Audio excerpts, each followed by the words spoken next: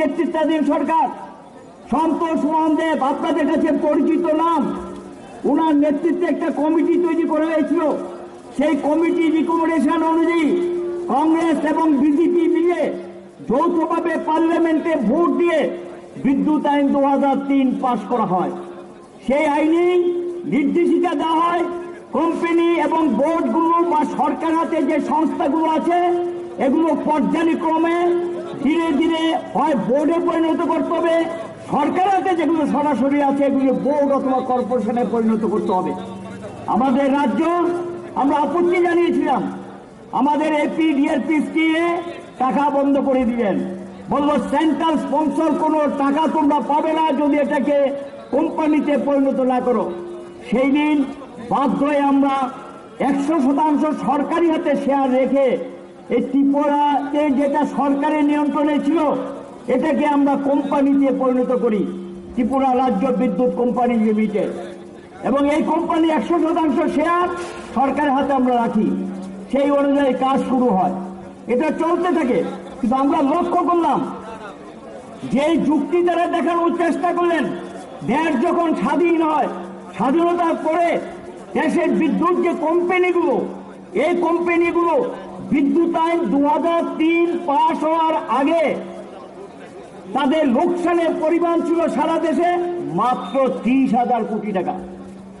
এখন কেন্দ্রীয় সরকারের বিদ্যুৎ আইন 2003 নির্দেশ অনুযায়ী সংস্কারবাদী কর্মসূচি নেওয়ার পর এই লোকসানের পরিমাণ এখন 6 লক্ষ কোটি টাকার উপর। তাহলে দেশের সরকার কি নীতি নিলেন? যে নীতিতে স্বনির্ভরের কথা বলে, আত্মনির্ভরের কথা বলে আজকে বিদ্যুৎ কোম্পানিগুলো 6 লক্ষ কোটি টাকার উপর ঋণগ্রস্ত হয়ে পড়েছেন তাদের ভুল নীতির জন্য, এবং তারা মানুষের উপর বোঝা চাপিয়ে দিয়েও তার থেকে বের করে নিয়ে আসতে পারলেন না। এই পরিস্থিতি এখন দেশে চলছে।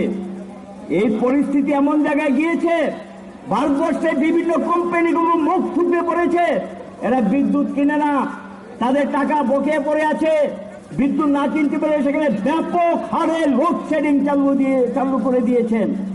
বিদ্যুৎ আছে কিন্তু বিদ্যুৎ কিনবেন না, টাকা দিতে পারছেন না, যেহেতু 6 লক্ষ কোটি টাকার উপর দেনা হয়ে গেছে। এই অবস্থার মধ্যে আমরা দেখলাম যেখানে এখানে ভারতবর্ষে এখন 3,07,000 মেগাওয়াট বিদ্যুৎ উৎপাদন করার ক্ষমতা আছে। এই জায়গায় মাত্র বিদ্যুৎ ব্যবহৃত হচ্ছে মে মাসের যে হিসাব, তাদের যে পরিসংখ্যান বেরিয়েছে 1,66,424 মেগাওয়াট, প্রায় অর্ধেক বিদ্যুৎ ব্যবহার হচ্ছে।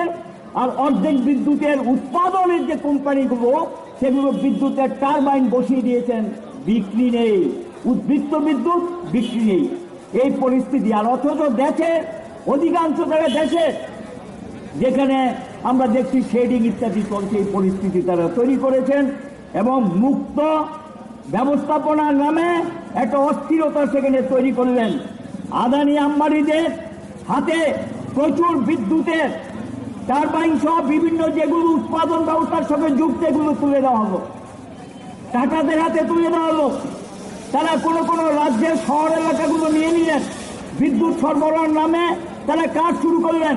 সেখানে গিয়ে তারা ব্যাপক হারে বিদ্যুতের দাম বাড়িয়ে মানুষের পকেট কাটতে শুরু করলেন, তাদের লভ্যাংশটা বাড়ানোর জন্য, লাভের অঙ্কটাকে বাড়ানোর জন্য সেই ব্যবস্থা নিতে শুরু করলেন। এই